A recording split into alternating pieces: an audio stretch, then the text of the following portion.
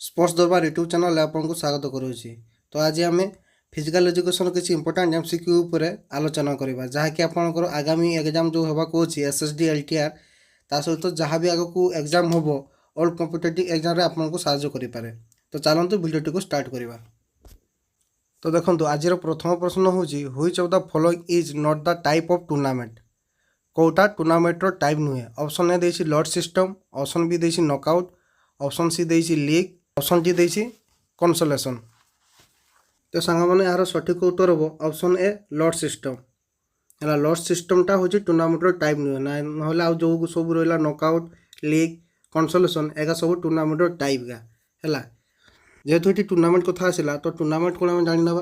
तो टूर्नामेंट हूँ दुई बा दुई रु अधिक टीम को लेकिन गोटे फिक्स शेड्यूल बा फिक्स रूल अनुजाई विनर विवेचना करवा बा विनर घोषित करने को ही टूर्नामेंट कहुई था।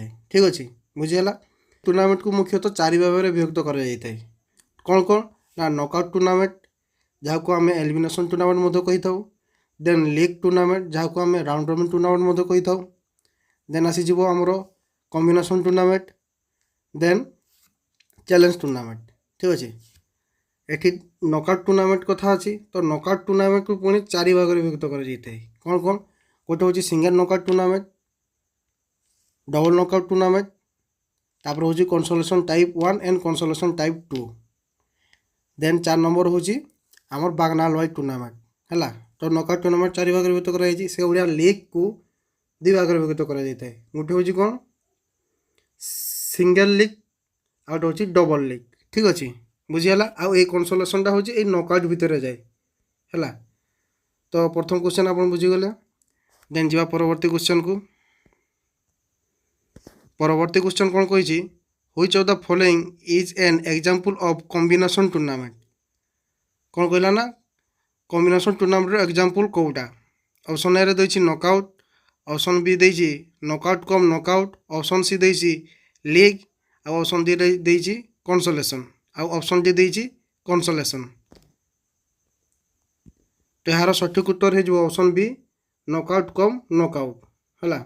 नॉकआउट कम नॉकआउटा हूँ कॉम्बिनेशन टूर्नामेंट गोटे एग्जांपल बुझीगला। देन नेक्स्ट क्वेश्चन को जीवा। परवर्ती प्रश्न हूँ which among the following is not an advantage of league. League रो कोटा एडवांटेज नुहे। ऑप्शन ए रे देछि स्पोर्ट्स बिकम मोर पॉपुलर एटा तो एडवांटेज हम। ओनली स्ट्रॉन्ग टीम विन एटा भी तो लीग रो गोटे advantage. It requires more time league खेल हम मैंने ऑब्वियसली टाइम नब। Teams get full opportunity to show performance आमर लीग टूर्नामेंट रे टीम पूरा अपॉर्चुनिटी पाती परफॉर्मेंस करने तो यह सब एडवांटेज रे जाउछि। तो कौटा नुहे ना इट रिक्वायर्स मोर टाइम यहीटा गोटे माने नॉट कही ना तेणु ऑप्शन सीटा हो right answer. It requires more time Etah advantage रे जीवनी यदि कम टाइम रे खेलटा को सरी पारथांते तेबे सिना सेटा एडवांटेज रे जाइथांता। तो कौन एटा it not an advantage of league tournament बुझीगला। परवर्ती प्रश्न हूँ which among the following is a method to improve muscular endurance. Muscular endurance को बढ़ावाई क्यों मेथडटा को आम यूज करिथाउ बा फॉलो करिथाउ। ऑप्शन ए देछि आइसोटोनिक एक्सरसाइज, ऑप्शन बी देछि फाटलेग ट्रेनिंग, ऑप्शन डी देछि सैंड रनिंग, ऑप्शन डी देछि पेस रन्स।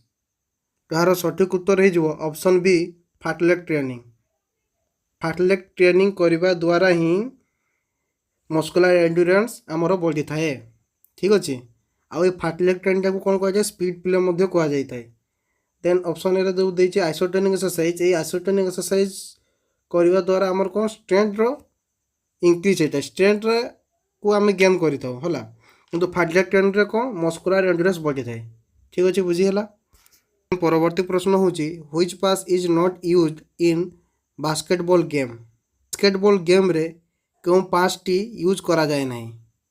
ऑप्शन ए देछि बाउंस पास, ऑप्शन बी रे देछि चेस्ट पास, ऑप्शन सी रे देछि डिग पास, ऑप्शन डी रे देछि ओवरहेड पास। तो देखो ऑप्शन ए रे जो बाउंस पास देछि सेटा तो हम बास्केटबॉल रे यूज करा जाए। ऑप्शन बी जो चेस्ट पास देछि सेटा भी तो बास्केटबॉल यूज हुए। ऑप्शन डी रे देछि ओवरहेड पास एटा भी तो बास्केटबॉल यूज हुए। किंतु जो डिग पास रहा यहाँ बास्केटबॉल यूज है ना। तो ये जेहेतु नॉट कही तेणु यार सठिक उत्तर हो डिग पास। तो ये डिग पासटा कौटी यूज हुए ना, डिग पासटा यूज हुए आम भलीबल। ठीक अच्छे, तो यार सठिक आंसर हम डिग पास। बुझीगला। देन परवर्ती प्रश्न हूँ pyknic is a Kretschmer's body types classification which means pyknics हूँ सांग मैंने आम जानूँ क्रेचमोट्स आमर बॉडी टाइप देते जोटा कि कौन एस्थेटिक एथलेटिक पाइकेनिक। तो ये पचार पाइकेनिक रो अर्थ कौन, तो आम देखीदे। ऑप्शन ए देती having lean body, option B देती having balance body, option C देती having short stature, option D देती हैविंग फैट बॉडी। तो आम जानीदे जो क्रेचमोट बॉडी टाइप देते तो सी कौन फिजिकल फीचर्स को देखिकी देते लोक मानकर माने फिजिकल गठन को देखिकी देते जोटा कि कौन कौन एस्थेटिक एथलेटिक एवं पाइकनिक। ठीक अच्छे, एस्थेटिक को मान को कहुला जो मानकर पतला एवं लंबा शरीर थिला, एथलेटिक को मान को कहुला जो मानकर माने जो माने पूरा फिट थिले एथलेटिक बॉडी जो मानकर थिला। ठीक अच्छे, मस्कुलर बॉडी जो मानकर थिला। देन आसगला कौन पाइकनिक पाइकनिक देन आसगला कौन पाइकनिक पाइकनिक को मान को कहुला जो मानकर जो माने हाइट छोट थिले एवं जो मानकर मोटा शरीर थिला जो माने माने फैट थिले से मान को कहुला पाइकनिक। तो ये कौन कही पाइकनिक मीन्स कौन, तो ये देखीदे कौटा हम आंसर। तो ऑप्शन डी हो right answer having fat body. ठीक अच्छे कि नहीं है, बुझीगला। देन परवर्ती प्रश्न हूँ if 28 teams are participating in a tournament then total number of rounds will be. Option A देछि 5, ऑप्शन बी देछि 4, ऑप्शन सी देछि 2, ऑप्शन डी देछि 3। तो यार सठिक आंसर कौन हम सांग मैंने, तो यार सठिक आंसर हो ऑप्शन ए 5।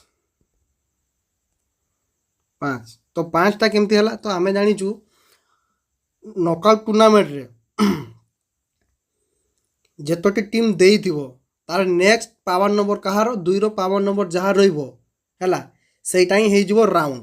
केमती ना देखंतु एटी 28टा टीम देइछि तो 2 रो पावर नंबर केते 28 पर अछि 32 अछि तो 32टा केते 2 टू द पावर 5 ना देखंतु 2 इंटू 2 इंटू 2 इंटू 2 इंटू 2 केते ही गला 2 दुणे 4 4 दुणे 8 8 दुणे 16 16 दुणे 32 तो यहाँ केते होछि 2 टू द पावर 5 होछि ना 2 टू द पावर 5 जेहेतु हैला तो ये जो 5टा पावर नंबरटा ही राउंड को दर्शाई थाए तेणु हो कौन 28 टीमटा जदि पार्टिसिपेट करेंगे तेबे आमर 5टा राउंड रे खेल हम नॉकआउट टूर्नामेंटटा। बुझीगला। सेमती आपन जदि 10टा सेमती आपन जदि धरा जाऊ 10टा टीम देइथिबो 10टा टीम देइछि माने या नेक्स्ट पावर नंबरटा केते रहइबो 16 रहइबो ना 16 रहइबो तो 16टा देखंतु केते रे 16 होछि 2 इंटू 2 इंटू 2 इंटू 2 हला केते 2 दुणे 4 4 दुणे 8 8 दुणे 16 16 होछि तो केते होछि 2 टू द पावर 4 होछि ना तो ए जो पावरटा जो बाहरिला 4 एटा ही राउंड को दर्शाई थाए जदि 10टा टीम थिबो तबे केते हमरो 4टा हे जिवो राउंड। ठीक अछि जदि 10टा टीम थाई। बुझीगला। देन परवर्ती प्रश्न को जीवा। देन परवर्ती प्रश्न होछि an example of hinge joint is found at a जे हिंज जॉइंटटा कोठी देखा जाय थाए ऑप्शन ए देछि नी रे ऑप्शन बी देछि ग्लेनोइड कैविटी रे ऑप्शन सी देछि वर्टिब्रल कॉलम रे ऑप्शन डी देछि junction of atlas and axis. तो यार सठिक आंसर हो कौन ऑप्शन ए नी रे ए हिंज जॉइंट को तो आम नी जॉइंट कही था ना है तो यहाँ नी तेणु यहाँ आंसर हम नी। बुझीगला। परवर्ती प्रश्न हूँ a balance diet is one that balance diet क्या कह जाए है ऑप्शन देछि has been cooked very well भल भाव रोषे करने को बैलेंस डाइट कह जाए ऑप्शन बी देछि is extremely appetising, option C देछि satisfies our hunger, option D देछि contains all element of food। त्यार सठिक आंसर हो option D contains all elements of food हैला। बैलेंस डाइट क्या कह जाए ना सबू फुड्र सबू एलिमेंट को जो जिनसटा कंटेंट करके रखी थाए ताकू ही बैलेंस डाइट कह जाए। कौ कौ एलिमेंट ना प्रोटीन फैट्स हैला आमर रही कार्बोहाइड्रेट एगा होती एलिमेंट तो यहाँ को ही बैलेंस डाइट कह जाए ना कौन ऑप्शन डी हो राइट आंसर बुझीगला। देन परवर्ती प्रश्न हूँ in a league tournament points awarded for winning a match is माने लीग टूर्नामेंट रे जदि गोटे टीम विन करे तो ताकू केते पॉइंट दिया जाए सेटा से कहूँ। ऑप्शन ए देछि गोटे पॉइंट, ऑप्शन बी देछि 5 पॉइंट, ऑप्शन सी देछि 7 पॉइंट, ऑप्शन डी देछि 2 पॉइंट। ठीक अच्छे तार सठिक आंसर केते हो ऑप्शन डी 2 पॉइंट। तो लीग टूर्नामेंट रे जो टीम जीते तांकू 2 पॉइंट दिया जाई थाए बुझीगला। देन परवर्ती प्रश्न हूँ number of matches in round robin tournament is calculated by. Question कौन कहूँ ना राउंड रॉबिन टूर्नामेंट रे जहाँ को आम कौन कही था राउंड रॉबिन टूर्नामेंट को लीग टूर्नामेंट कही था से लीग टूर्नामेंट रे केतोटी मैच खेला जीवो यह कौ भाया कैलकुलेशन करा जाय थाए बा कौ भाया हिसाब करके बाहर करा जाय थाए। तो यार सूत्र हम आगे देखिदेव कौन कौन ऑप्शन देछि। ऑप्शन ए रे देछि n into n plus 2/2, option B देछि n into n minus 2/2, option C देछि n into n minus 1/2, then option D देछि n इंटू n प्लस 1/2। तार सठिक आंसर हो option C n into n minus 1/2। ठीक अच्छे गोटे एग्जांपल नहीं कि देखा धरा जाऊ आमर ए 10टी टीम खेलुंट। ठीक अच्छे तो केतोटी मैच हम कौन कहला सूत्र एन टा एन हूँ नंबर ऑफ टीम। ठीक अच्छे तो केतोटी मैच खेल जीवो एन सूत्र कौन एन इंटू एन माइनस 1/2 तो केते हम यहाँ 10 माइनस 1/2 केते पड़ू 10 इंटू 9/2 माने 90/2 केते बाहर 45। ठीक अच्छे तो ये भाव में आम राउंड रॉबिन टूर्नामेंट रे मैच केतोटी खेला जीवो हिसाब करी बाहर करि थाउ बुझीगला।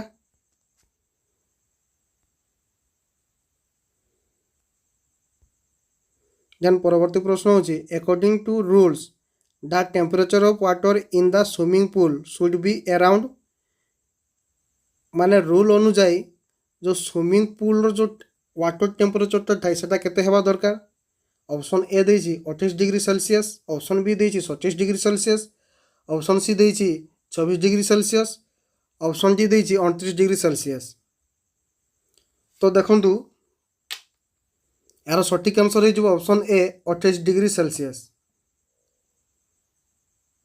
ठीक अच्छे तो आमर रूल अनुଯାयी टेम्परेचरटा निहाती केते हेबा दरकार माने मैक्सिमम केते हेबा दरकार 28 डिग्री सेल्सियस हेबा दरकार। ठीक अच्छे बुझीगला।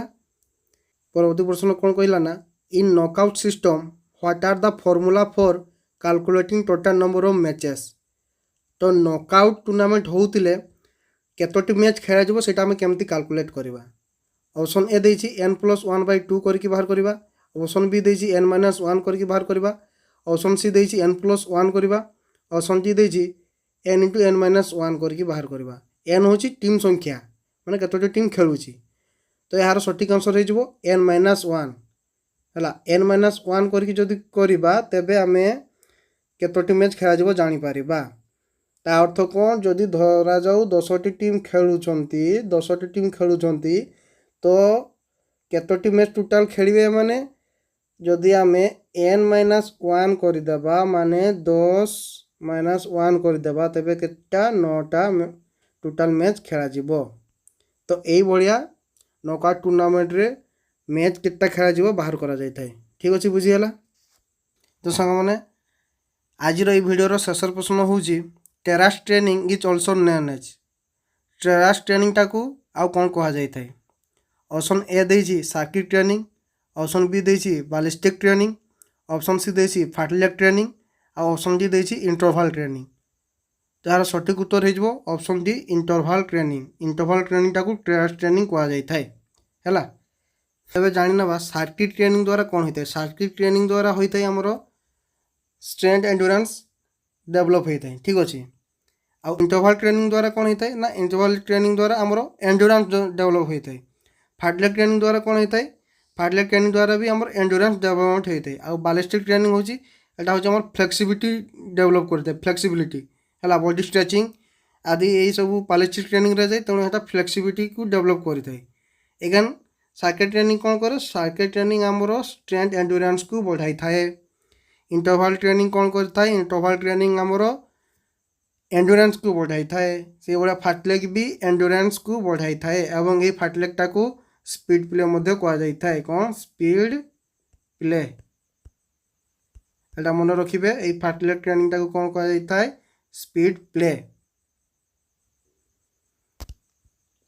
तो सांग माने आज भिडियोटा किसी प्रकार थिला। आशा करी जिते भी क्वेश्चन आपन सब मु आलोचना करली आपण माने बुझी पारथिबे। आउ ये बढ़िया इंपोर्टाट क्वेश्चन मुझे आगे नहीं आसबि। जदि मोर यही वीडियो गुड़िक आपको भल लगुए तेबे लाइक शेयर एवं सब्सक्राइब करने भूलें नहीं। जय जगन्नाथ, जय फिजिकल एजुकेशन।